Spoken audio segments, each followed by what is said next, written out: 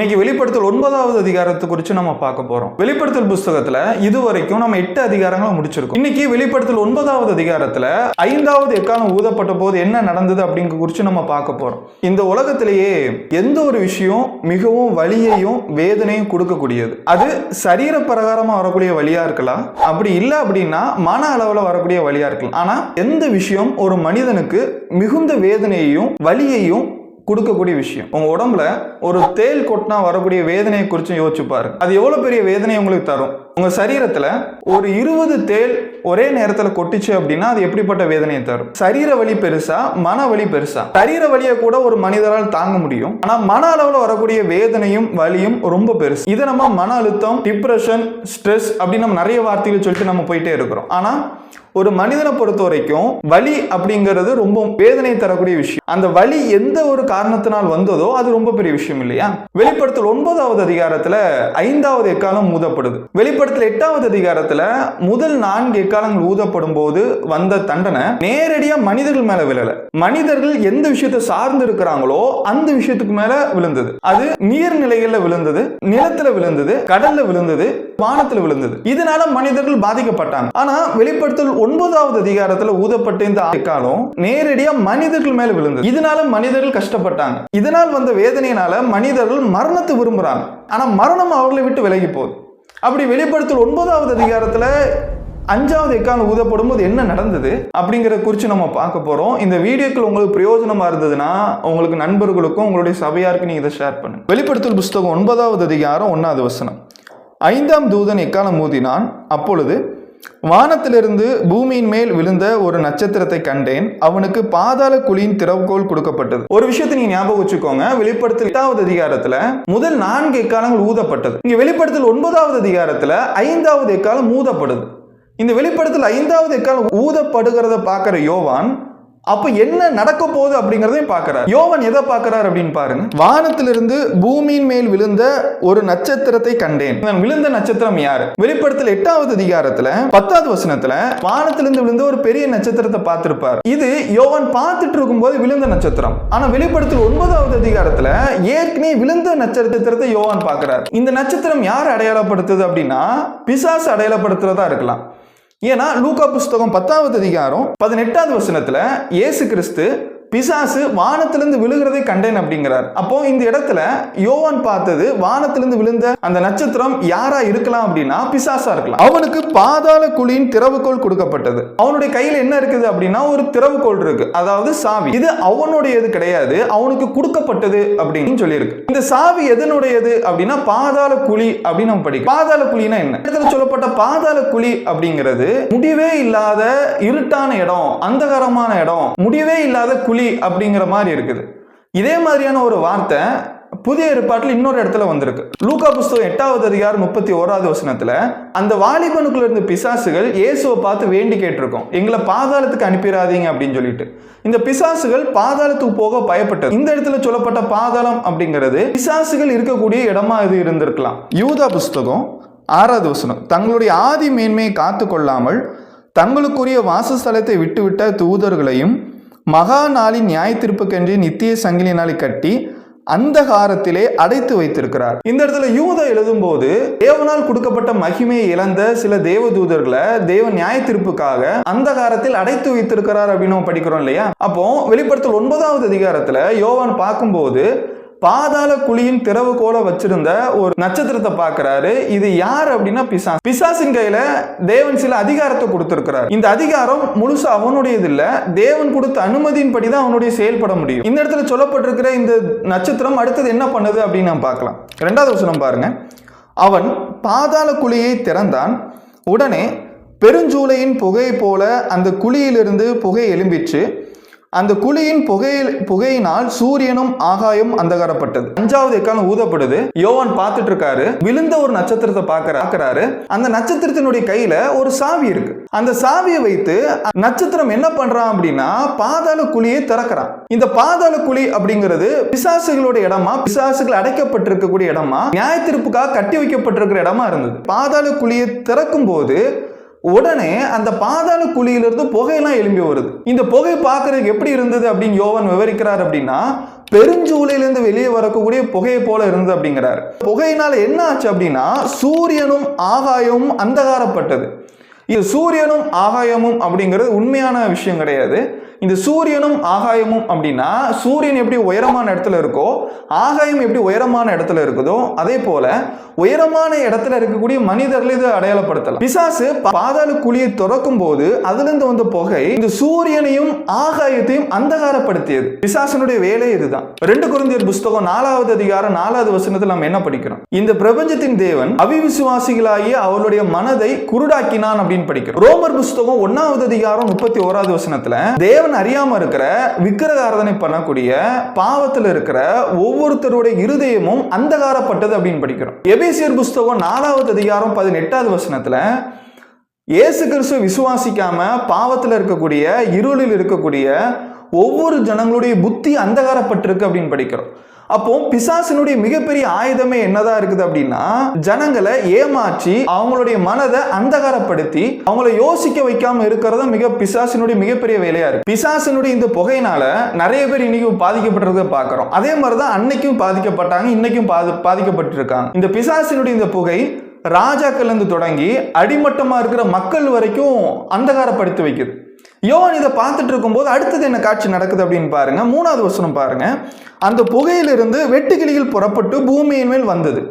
இது ஆச்சரியமா இருக்குது அவங்களுக்கு. யோவான் பார்த்துட்டு இருக்கும்போது அந்த பாதாள குழி திறந்த உடனே புகை வருது. அந்த புகை மட்டும் வராம அந்த புகையிலிருந்து வெட்டுக்கிளிகள் வருது. வெட்டுக்கிளி அப்படின்னா உங்களுக்கு என்ன ஞாபகம் வருது? வேதாகமத்தில் வெட்டுக்கிளியை பத்தி எதை பத்தி பேசியிருக்காரு? உபாகம புஸ்தகம் 28வது அதிகாரம் 38வது வசனத்துல வெட்டுக்கிளிகளை பத்தி பேசும்போது, வெட்டுக்கிளிகள் அழிக்கக்கூடியது, எகிப்தை தண்டிக்கிறதுக்கு தேவன் வெட்டுக்கிளிகளை பயன்படுத்தினார். அப்போ வெட்டுக்கிளி அப்படின்னாலே வயல்வெளிகளை அழிக்கக்கூடிய ஒரு பிரம்மாண்டமான ஒரு சேனை அப்படின்னு நம்ம நினைப்போம். இந்த இடத்துல வந்த வெட்டுக்கிளி உண்மையான வெட்டுக்கிளி கிடையாது. இது ஒரு விசித்திரமான வெட்டுக்கிளி. அது மட்டும் இல்லாம இந்த வெட்டுக்கிளி பயிர்களை சேதப்படுத்தாம மனிதர்களை சேதப்படுத்து. எந்த ஊர்ல எந்த இடத்துல உண்மையான வெட்டுக்கிளி மனிதர்களை சேதப்படுத்தக்கூடிய தேதி நீங்க பார்த்திருக்கீங்க? மனிதனுடைய ரத்தத்தை விரும்பக்கூடிய வெட்டுக்கிளிகளை நீங்க எங்கேயாவது கேள்விப்பட்டிருக்கீங்களா? இங்க வெளிப்படுத்தல் 9வது அதிகாரத்தில் நம்ம அதை குறித்து படிக்கிறோம். இந்த வெட்டுக்கிளிகள் மனிதனுடைய ஆத்துமாவையும் மனிதனுடைய சரீரத்தையும் வேதனைப்படுத்தக்கூடியதா இருந்தது. வெளிப்படுத்தல் புஸ்தகம் 9வது அதிகாரம் 3வது வசனத்துல அந்த புகையிலிருந்து வெட்டுக்கிளிகள் புறப்பட்டு பூமியின் மேல் வந்தது. அவைகளுக்கு பூமியில் உள்ள தேள்களின் வல்லமைக்கு ஒப்பான வல்லமை கொடுக்கப்பட்டது. பார்க்கறதுக்கு வெட்டுக்கிளி, ஆனா அந்த வெட்டுக்கிளிகள் இருந்த வல்லமை தேள்களுடைய வல்லமையா இருந்தது. தேள்களுடைய வல்லமை பத்தி பேசாம தேள்களுடைய வல்லமைக்கு ஒப்பான வல்லமையா இருந்தது அப்படின்னு படிக்கிறோம். 4வது வசனம். பூமியின் புல்லையும் பசுமையான எந்த பூண்டையும் எந்த மரத்தையும் சேதப்படுத்தாமல் தங்கள் நெற்றிகளில் தேவனுடைய முத்திரையை தரித்திராத மனுஷரை மாத்திரம் சேதப்படுத்த அவைகளுக்கு உத்தரவு கொடுக்கப்பட்டது. மேலும் அவர்களை கொலை செய்யும்படி அவைகளுக்கு உத்தரவு கொடுக்கப்படாமல் 5 மாதம் அளவும் அவர்களை வேதனைப்படுத்தும்படிக்கு உத்தரவு கொடுக்கப்பட்டது. அவைகள் செய்யும் வேதனை தேளானது மனுஷரை கொட்டும் போது உண்டாகும் வேதனை போல் இருக்கும். இந்த வெட்டுக்கிளியை பத்தி விவரிக்கிறாரு. இந்த வெட்டுக்கிளிக்கு ஒரு நோக்கம் கொடுக்கப்பட்டிருந்தது. இந்த வெட்டுக்கிளிக்கான நோக்கம் என்ன அப்படின்னா, ஒண்ணு, இந்த வெட்டுக்கிளிகள் பயிர்களை சேதப்படுத்தக்கூடாது. 2வது, மனுஷர்களுடைய உயிர்களை வாங்கக்கூடாது. 3வது, இந்த வெட்டுக்கிளிக்கான நோக்கம் மனிதர்களை, அதுவும் முக்கியமா எந்த மனிதர்கள் அப்படின்னா தேவனுடைய முத்திரையை தங்களுடைய நெற்றிகளில் பதிக்காம இருக்கக்கூடிய மனிதர்களை மட்டும். வெளிப்படுத்தல் புஸ்தகம் 7வது அதிகாரத்துல 1,44,000 பேர் தேவனால் அவங்களுடைய நெத்திகளை முத்திரை போடப்பட்டிருப்பாங்க. இந்த முத்திரை போடப்பட்ட மக்களை தவிர மீது எல்லாரையும் சேதப்படுத்த இந்த வெட்டுக்கிளிக்கு அதிகாரம் கொடுக்கப்பட்டிருக்கு. இந்த 1,44,000 அப்படிங்கிறது நேரடியான நம்பர் கிடையாது. இந்த 1,44,000 பழைய ஏற்பாட்டிலையும் புதிய ஏற்பாட்டிலையும் தேவனால் ரட்சிக்கப்பட்ட அவருடைய பிள்ளைகள் எல்லாரையும் குறிக்குது. இன்னைக்கு சில பேர் சொல்றதை நம்ம கேள்விப்படுறோம். நான் இயேசு கிறிஸ்துவை நேசிக்கிறேன், இயேசு மேல அதிகமாக அனுபவிச்சிருக்கிறேன், அவருடைய வார்த்தை எனக்கு பிடிக்கும், அவருடைய டீச்சிங் எனக்கு ரொம்ப ரொம்ப பிடிக்கும், ஆனால் நான் சபைக்கு போக மாட்டேன், நான் ஞானஸ்நானம் எடுக்க மாட்டேன், நான் உபதேசத்தை கை கொள்ள மாட்டேன், இயேசு கிறிஸ்து எனக்கு பிடிக்கும் அப்படிங்கிறதுனால ஒருத்தர் தேவனுடைய நாமத்தை தன்னுடைய நெற்றியில முத்திரை போட முடியாது. எனக்கு இயேசு கிறிஸ்துவ பிடிக்கும், ஆனால் சபையை பற்றி என்கிட்ட பேசாதீங்க அப்படின்னு சொல்ற ஒருத்தர் 1,44,000 பேர் அப்படிங்கிற எண்ணிக்கையில் வரமாட்டார். யாரு? இயேசுனுடைய வார்த்தையின்படி நடக்கிறாங்களோ, அவருடைய உபதேசத்தை கீழ்ப்படிஞ்சு இருக்கிறாங்களோ, அவருடைய சபையில் இருக்கிறாங்களோ, அவங்க தான் இந்த 1,44,000 அப்படிங்கிற எண்ணிக்கைக்குள்ள வருவாங்க. அப்போ இந்த வெட்டுக்கிளிகளுக்கு கொடுக்கப்பட்ட அனுமதி 5 மாசம் தேவனுடைய நாமத்தை தங்களுடைய நெற்றிகளை பதித்துக்கிடாம இருக்கிற மனிதர்களை சேதப்படுத்து. இந்த வேதனை எவ்வளவு மோசமானதா இருந்தது அப்படின்னா 6வது வசனம் பாருங்க.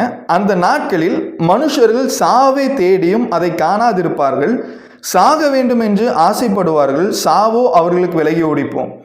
இந்த வெட்டுக்கிளியினால் வந்த சேதம், வேதனை மனிதர்களால தாங்க முடியாத அளவுக்கு இருந்தது மாத்திரமல்லாம எங்களுக்கு இதோட மரணமே மேலானது அப்படின்னு நினைச்சாங்க. இதோட முடிஞ்சுதா அப்படின்னு கேட்டா இல்ல.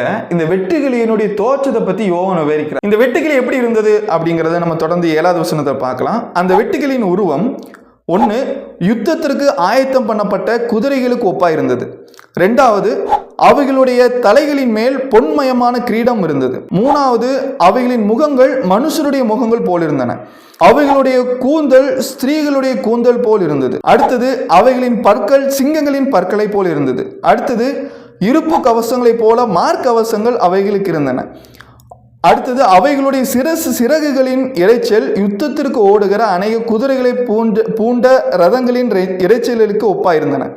அடுத்தது தேள்களின் வாள்களுக்கு ஒப்பான வாள்களையும் அந்த வாள்களின் கொடுக்குகளையும் உடையவைகளாக இருந்தன. இதே மாதிரியான ஒரு வெட்டுக்கிளியை நீங்க பூமியில் எங்கேயும் பார்க்க முடியாது. பெண்களுடைய கூந்தலை போல இருக்கக்கூடிய தலைமுடிகளையும் சிங்க பற்களை போல இருக்கக்கூடிய பற்களையும் இரும்பு மார்க்கவசத்தை போல இருக்கக்கூடிய மார்க்கவசத்தையும் வச்சிருந்த எந்த ஒரு வெட்டுக்கிளியும் பார்க்க முடியாது. அப்ப இது உண்மையான வெட்டுக்கிளிகள் கிடையாது. இந்த வெட்டுக்கிளிகள் 1 இல்ல 2 இல்ல எக்கச்சக்கமான வெட்டுக்கிளிகள் திரளா அந்த புகையிலிருந்து வந்து மனிதர்கள் மேல விழுது. கொஞ்சம் யோசிச்சு பாருங்க. நீங்க ரோட்ல நடந்து போறீங்க, அழகா ஒரு வெள்ளைக்கல் இருக்கு, பார்க்கறதுக்கு உங்களை கவர்ந்து இழுக்குது. நீங்க அந்த கல்லின் மேல இருக்கிற மயக்கத்துல அந்த கல் உங்களை மயக்கிறதுனால அந்த கல்லை எடுத்து கையில பாக்குறீங்க. அந்த கல்லுக்கு பின்னாடி இருந்த தேள், அதனால வரக்கூடிய வேதனை எப்படி இருக்கும்? ஒரு தேள் கொட்டினா வேதனை எப்படி இருக்கும்? இங்க எக்கச்சக்கமான வெட்டுக்கிளிகள் மனிதர்களை கொட்டும் போது வரக்கூடிய வேதனை, நாங்க இதுக்கு பதிலா செத்துடலாம் அப்படின்னு அவங்க நினைச்சாங்க. அப்ப இது எதை அடையாளப்படுத்துது அப்படின்னா, இது நேரடியான வெட்டுக்கிளிகள் கிடையாது. ரோமர்களை தண்டிக்கிறதுக்கு தேவன் ஒரு சேனையை பயன்படுத்தினார். வேத ஆராய்ச்சியாளர்கள் இந்த இடத்துல இந்த வெட்டுக்கிளிகள் ரோமர்களுக்கு ரொம்ப மிக பிரச்சனையா இருந்த பராத்தியன் படைகளை பத்தி பேசுறாங்க. ஆனா வேதாகமத்தில் இதை பத்தி எந்த இடத்துலையும் பராத்தியன் படை தான் இது அப்படின்னு எந்த இடத்துலையும் சொல்லல. ஆனா ஒரு விஷயத்தை புரிஞ்சுக்கிறோம், இதனால ரோமர்கள் ரொம்ப கஷ்டப்பட்டிருக்கணும். ஏன்னா இது ரோமர்கள் மேல தேவன் கொண்டு வந்து நியாய தீர்ப்பா இருந்தது. துன்மார்க்கமா நடக்கக்கூடிய மக்கள் மேல தேவனுடைய நியாய தீர்ப்பா இருந்தது. பாவம் அப்படிங்கிறது எவ்வளவு மோசமான விஷயம். துன்மார்க்கமா வாழ்ந்துட்டு இருக்கிறவங்க துன்மார்க்கமான பலனை அடைவாங்க அப்படிங்கிறது இது காட்டுது.